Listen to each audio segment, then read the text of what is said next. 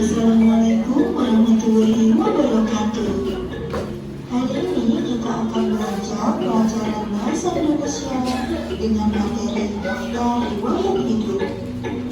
Yang akan kita pelajari pada video kali ini yaitu 1. Mengenai pengertian. Apa yang kamu ketahui mengenai daftar riwayat hidup? Yang kedua, bentuk. Bagaimana bentuk penulisan daftar riwayat hidup? Yang ketiga, hal-hal penting. Hal-hal penting apa yang harus dicantumkan dalam daftar riwayat hidup? Dan yang terakhir yaitu contoh daftar riwayat hidup. Sudah siap belajar bersama? Yuk kita mulai dengan pengertian daftar riwayat hidup. Apa yang dimaksud dengan daftar riwayat hidup? Apakah kalian pernah mendengarnya?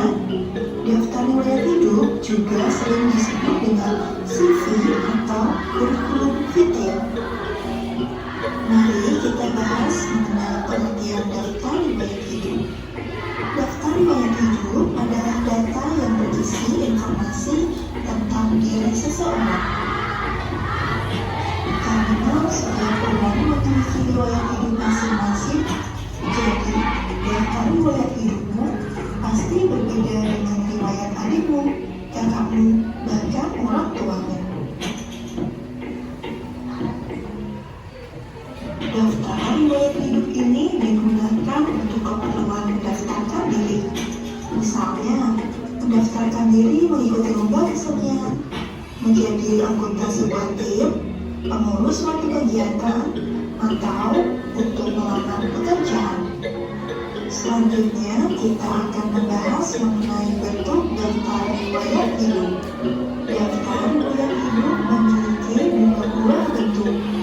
Yang pertama, berbentuk lembaran isian, berisi pertanyaan dan jawaban singkat. Bentuk ini disebut dengan formulir. Kemudian, bentuk yang kedua adalah berbentuk paragraf atau suatu cerita. Bentuk ini disebut dengan narasi. Kemudian, hal-hal penting apa saja ya yang harus kita cantumkan dalam membuat daftar riwayat hidup? Untuk membuat daftar riwayat hidup, kita harus menyiapkan data diri, pengalaman, keterampilan, prestasi yang dapat diraih, serta informasi penting lainnya yang perlu diketahui oleh orang lain. Dalam daftar riwayat hidup harus ada data pribadi. Cantumkan dalam data pribadi nama lengkap, alamat lengkap, kode pos, nomor telepon, jenis kelamin, tempat dan tanggal lahir, serta latar belakang dan agama. Kamu juga bisa menuliskan bidang yang kamu minati, serta riwayat pendidikan. Tuliskan semua riwayat pendidikan yang pernah kamu tempuh. Jika kamu pernah mengikuti kegiatan ekstrakurikuler dan kegiatan khusus, kamu juga bisa menuliskannya dalam daftar riwayat hidup. Yang selanjutnya harus dituliskan adalah kecakapan. Hal ini sangat penting, terutama ketika besok kalian akan mencapai. Ibu akan menjelaskan kembali mengenai daftar riwayat hidup dengan move up. Oke, yang kita pelajari itu tema 5 kewirausahaan, subtema 2 usaha di Itantu. Nah, kita akan mempelajari apa tadi yang pertama, pengertian daftar riwayat hidup.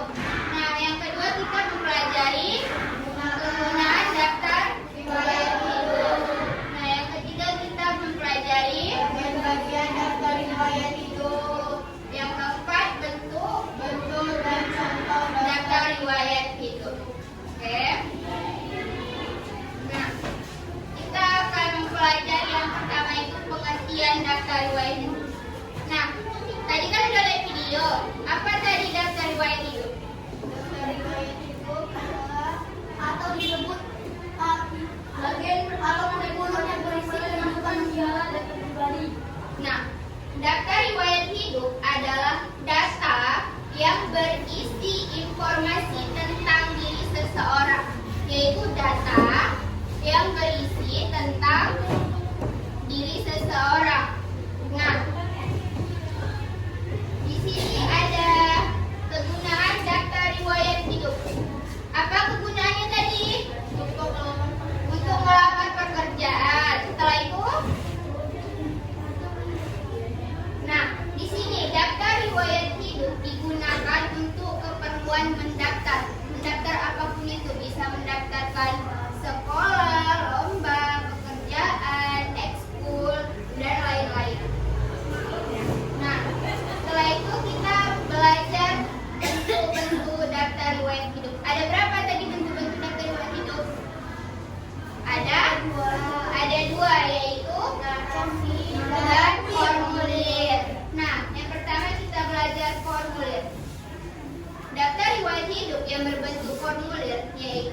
lembaran isian yang berisi pertanyaan dan jawaban yang singkat. Nah, kalau narasi tadi apa? Contoh, iya, daftar riwayat hidup yang berbentuk paragraf. Biasanya ada di belakang buku. Dia yang pengarang buku itu biasanya dia buat daftar riwayat hidupnya. Nah, setelah itu kita belajar ini, contoh daftar riwayat hidupnya. Perhatikan, yang mana contoh daftar riwayat hidup yang narasi? Nah, ini dia yang berbentuk paragraf. Kan biasanya itu ada di belakang buku.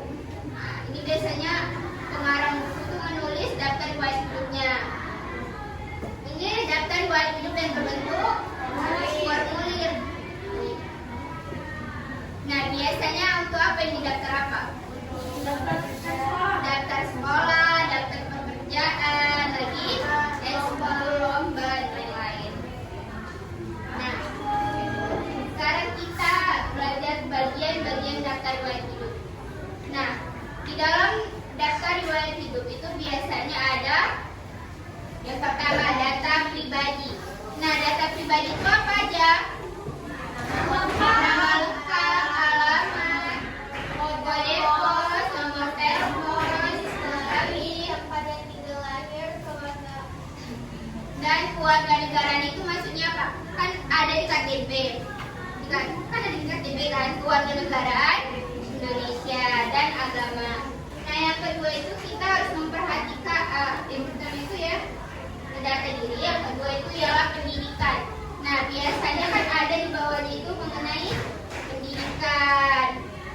Nah, tulislah riwayat pendidikan yang pernah ditempuh. Kalian masih apa? Masih SD, TK-nya? Nah, ekstrakurikuler yaitu apa? Ekskul. Kalian di sekolah ada yang ikut ekskul lapangan, pramuka, nari.